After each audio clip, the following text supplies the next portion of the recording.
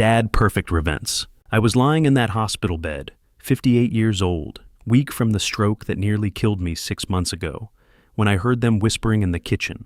My wife, Dorothy, and my son, Leonard, they thought I was asleep.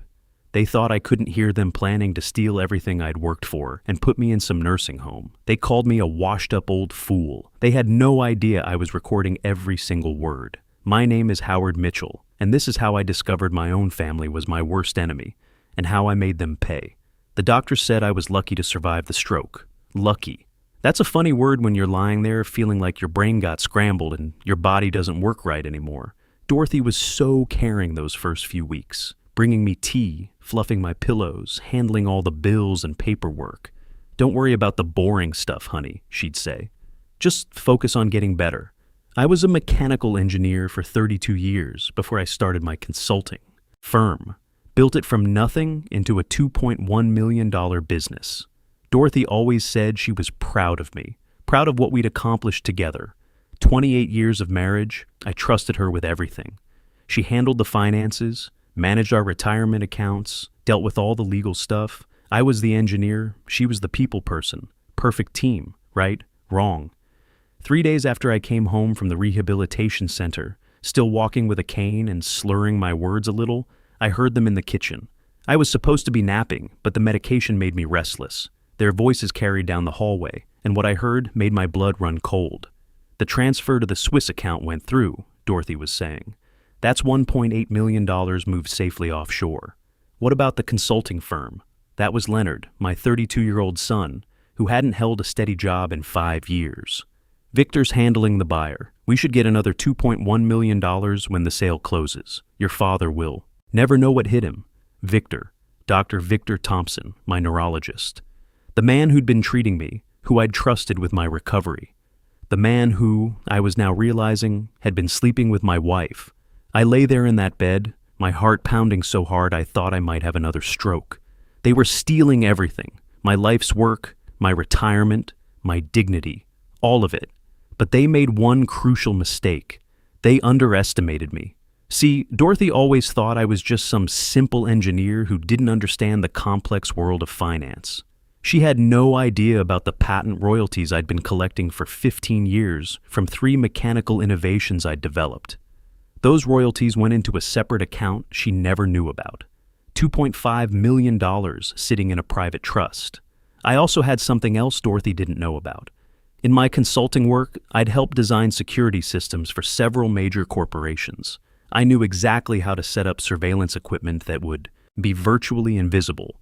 The next morning, while Dorothy was at her book club, probably meeting with Victor, I got to work. My hands shook a little from the stroke, but my mind was crystal clear. I installed 3 tiny cameras in strategic locations around the house. The main one went inside an old clock on the mantel, aimed directly at the living room sofa, where Dorothy liked to take her private phone calls. I also accessed our shared family devices. Dorothy had set up all our phones and tablets to sync to the same cloud account years ago for convenience. That convenience was about to bite her in the rear end. For 2 weeks, I pretended to be the confused, helpless stroke victim they wanted me to be. I shuffled around the house, asked the same questions twice, pretended to be overwhelmed by simple paperwork. Meanwhile, I was gathering evidence that would bury them. The cameras captured Dorothy and Victor together in my house, in my living room, kissing and planning my future.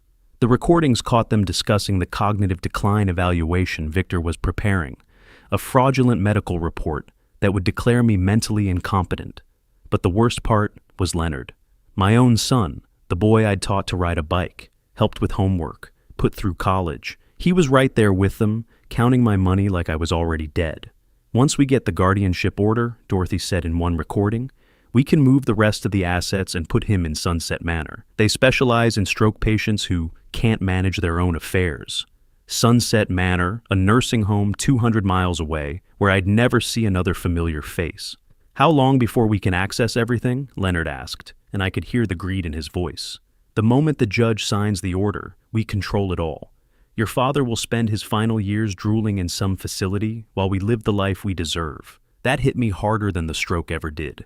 My own son talking about me. Like I was already a vegetable. Like my life had no value except for the money it could provide him. I had to act fast. They were filing the guardianship petition that week. Once that went through, I'd lose all legal rights to my own life. I called my old friend Carl Peterson, who ran a small law practice specializing in elder law. "Carl," I said, "I need help, and it has to be completely confidential." When I showed Carl the recordings, his face went white. "Howard, this isn't just theft. This is conspiracy, fraud, elder abuse. They're looking at serious prison time." "Good," I said. "Let's give them exactly what they deserve." Carl worked fast. He filed a counter-petition, challenging Dorothy's guardianship request and presenting evidence of the financial fraud. But we kept it quiet, sealed from public view until the hearing. Dorothy and Leonard had no idea what was coming. Meanwhile, I had to keep playing the role. Every morning, Dorothy would bring me breakfast in bed, asking how I was feeling if I remembered to take my pills. She was so convincing, so caring. If I hadn't heard those conversations, I would have believed she genuinely loved me. "The lawyer wants to meet with you tomorrow," she told me one morning, sitting on the edge of our bed. "He just needs to ask you a few questions about your condition." "What kind of questions?" I asked, making my voice sound confused and worried. "Nothing scary, honey. He just wants to make sure you're comfortable with me handling all the financial stuff. You know how complicated these things can be. Complicated, right?" What was complicated was how a woman could live with a man for 28 years, share his bed, raise his child, and plan to rob him blind the moment he became vulnerable. That afternoon, while Dorothy was out shopping, I made another discovery. I was going through our home office looking for more evidence when I found a folder hidden in her desk drawer, insurance policies, bank statements, and something that made my stomach turn. Brochures for Sunset Manor. She'd already toured the facility. There were notes in her handwriting. Private room, $8,000 per month. Memory care unit. Limited visiting hours. She'd calculated how long my money would last there. Apparently, I had about 12 years before they had run out of funds to keep me locked up. 12 years of my life, planned out like a business transaction. But the worst thing in that folder was a letter, half written in Dorothy's handwriting, addressed to Leonard. "Once your father is settled in the facility," it read, "Victor and I can finally be together openly. The house will be sold, and we'll move to the condo in Florida. You'll have your inheritance early, and we can all start fresh. Start fresh, like I was already dead." I photographed everything and sent it to Carl. The evidence was overwhelming now. Not just audio recordings, but documents, financial records, a paper trail that showed months of planning. The court date arrived faster than I expected. Dorothy had pushed for an emergency hearing, claiming I was deteriorating rapidly. She showed up in her best dress, playing the role of the devoted wife burdened with a sick husband. Leonard was there too, wearing a suit I'd bought him for Christmas, looking like the concerned son. Victor sat in the gallery, probably there to testify about my cognitive decline. They had their story all worked out. Poor Dorothy, struggling to care for her mentally compromised husband. Loving son Leonard, worried about his father's deteriorating condition. Respected Dr. Victor Thompson, ready to provide expert medical testimony about stroke-related dementia. I shuffled into the courtroom, leaning heavily on my cane, wearing my oldest clothes. I looked exactly like what they wanted the judge to see. A broken-down old man who couldn't take care of himself. Dorothy's lawyer stood up, all confidence and practiced sympathy. "Your Honor, this is a tragic case of a once brilliant man whose mind has been ravaged by stroke. My client, Mrs. Dorothy Mitchell, is here today seeking emergency guardianship to protect her husband from himself." He gestured toward me like I was a piece of evidence. "As you can see, Mr. Mitchell is clearly unable to manage his own affairs. Dr. Thompson will testify that the stroke has left him confused, disoriented, prone to paranoid delusions about his own family. Paranoid delusions." That was rich. Furthermore, the lawyer continued, "Mrs. Mitchell has discovered that her husband has been making erratic financial decisions, attempting to hide money, becoming suspicious of those closest to him. These are classic signs of post-stroke cognitive impairment." Dorothy dabbed at her eyes with a tissue. The performance was flawless.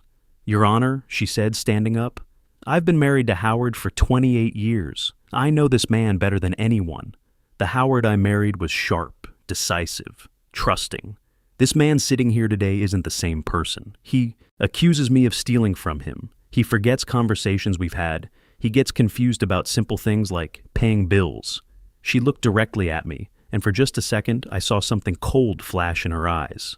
I love my husband, but I can't stand by and watch him destroy everything we've built together. He needs professional care, and I need the legal authority to provide it. That's when Judge Patricia Coleman, Carl had specifically requested her because she'd presided over similar elder abuse cases, held up her hand. Before we proceed with your medical testimony, counselor, I should inform the court that I've received some additional evidence in this matter. Dorothy's lawyer looked confused. Additional evidence, Your Honor? We've submitted all relevant medical reports and financial documents. This evidence, Judge Coleman said, reaching under her desk, was submitted by Mr. Mitchell himself. The judge held up a USB drive, audio and video recordings that I believe shed considerable light on Mr. Mitchell's true mental state and the motivations of those seeking to control his affairs. I watched Dorothy's face drain of color, her eyes locked onto that tiny USB drive like it was a loaded gun. Leonard shifted in his chair, suddenly looking nervous. In the gallery, Victor cleared his throat and looked like he wanted to disappear. Your Honor, Dorothy's lawyer sputtered, we object. This is highly irregular. We haven't had a chance to review. Objection noted, Judge Coleman said calmly. But as this is a guardianship hearing, the court has broad discretion to consider any evidence relevant to the respondent's welfare. Officer, please play the audio file. The courtroom filled with the sound of Dorothy's voice, crystal clear. The transfer to the Swiss account went through. That's $1.8 million moved safely offshore. Then Leonard, what about the consulting firm? And Dorothy again? Victor's handling the buyer. We should get another $2.1 million when the sale closes. Your father will never know what hit him. The silence that followed was deafening. I could hear Dorothy's sharp breathing, Leonard's chair creaking as he shifted nervously, Victor clearing his throat in the gallery. A few people in the courtroom gasped. Dorothy's lawyer was frantically scribbling notes, probably trying to figure out how to salvage this disaster, but the recording wasn't done. Once we get the guardianship order, came Dorothy's voice, we can move the rest of the assets and put them in Sunset Manor. They specialize in stroke patients who can't manage their own affairs. Leonard's voice, how long before we can access everything? The moment the judge signs the order, we control it all. Your father will spend his final years drooling in some facility while we live the life we deserve. Dorothy shot to her feet. That's taken out of context. We were just discussing hypothetical scenarios, trying to plan for his care. Ma'am, please sit down, Judge Coleman said firmly. The recording isn't finished. More voices filled the courtroom. Dorothy talking about the Florida condo, Leonard asking about his early inheritance, Victor discussing the medical evaluation he was prepared to falsify. Every damning word, every calculated betrayal, played out for everyone to hear. When it finally ended, the courtroom was dead silent. Dorothy was white as a sheet, gripping the edge of the table. Leonard looked like he was going to be sick. Victor had his head in his hands. Judge Coleman looked at the three of them with disgust. Dr. Thompson, I see you're here. How convenient. I assume you're prepared to testify about Mr. Mitchell's cognitive decline. Victor looked like he wanted to crawl under a rock. Your Honor, perhaps I should recuse myself from this case due to potential conflicts of interest. Indeed you should, the judge said coldly. In fact, I think all three of you should recuse yourselves from Mr. Mitchell's life permanently. She turned to me. Mr. Mitchell, would you please approach the bench? I stood up, and for the first time in months, I didn't need the cane. I'd been using it as a prop, part of the performance. Now I walk steady and strong to stand before the judge. Mr. Mitchell, she said, your surveillance operation was quite sophisticated for a man allegedly suffering from cognitive decline. Thank you, Your Honor. 32 years of engineering teaches you a few things about problem solving. She almost smiled. The court finds no evidence of mental incompetence. In fact, the evidence suggests exactly the opposite. Your assets will be immediately unfrozen, and I'm issuing a restraining order preventing any further unauthorized transfers. Then she looked at Dorothy, Leonard, and Victor. Bailiff, please take Mrs. Dorothy Mitchell, Leonard Mitchell, and Dr. Victor Thompson into custody pending investigation for conspiracy to commit fraud, elder abuse, and perjury. The courtroom erupted. Dorothy was screaming that it was her money, that I was incompetent, that this was all a misunderstanding. Leonard just sat there in shock, watching his mother being handcuffed. Victor was already on his phone, probably calling his own lawyer. "This is impossible," Dorothy shrieked as the bailiff put handcuffs on her. "He's a sick old man. He can't do this to me." "Apparently he can," Judge Coleman said dryly. "And apparently he just did." As I walked out of that courtroom, Carl handed me another piece of paper. The bank in Switzerland has agreed to freeze and return the $1.8 million. Apparently, they don't like being used for elder fraud. The next few weeks were a whirlwind. Dorothy, Leonard, and Victor were all charged with multiple felonies. The local newspaper picked up the story. "Local doctor charged in elder abuse conspiracy" was the headline.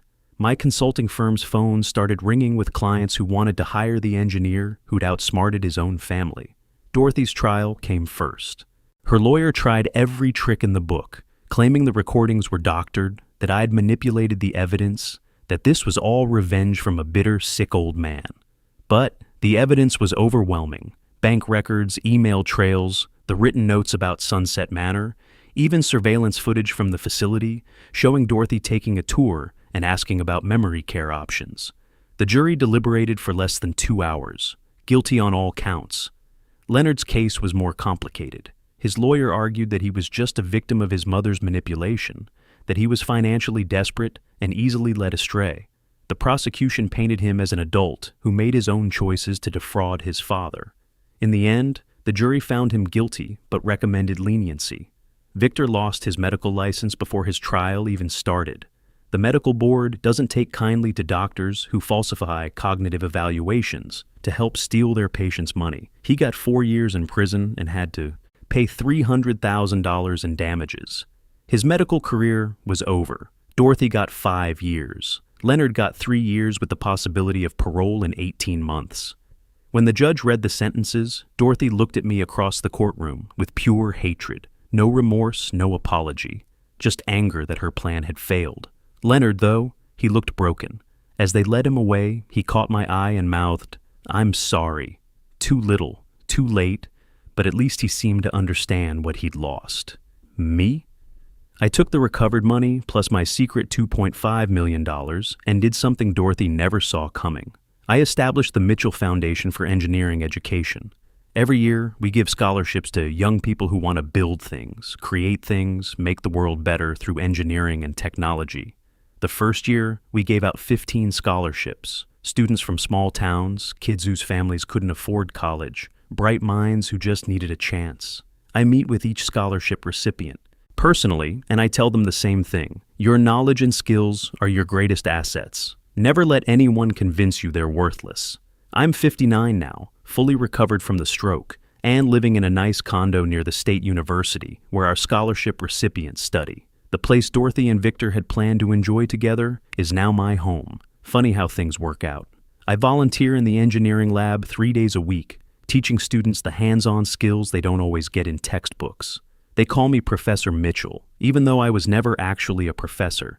These kids respect experience, value wisdom, see my age as an asset rather than a liability. Dorothy writes to me from prison sometimes. Her letters always follow the same pattern. She starts by apologizing, then gradually shifts to blaming me for overreacting, and finally demands that I help pay for her legal appeals. I don't respond.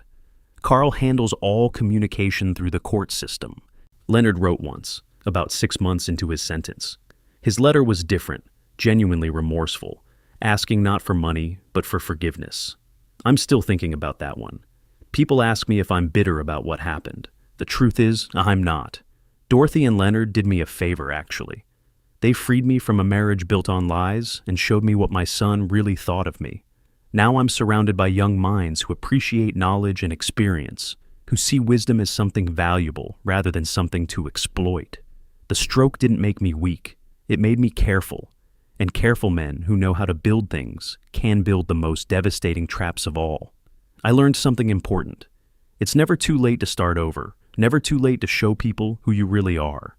When someone underestimates you because of your age or your health, that's not a weakness. That's your greatest advantage. They thought they were stealing from a broken-down old man. They had no idea they were stealing from an engineer. And engineers, we don't just solve problems. We solve them permanently.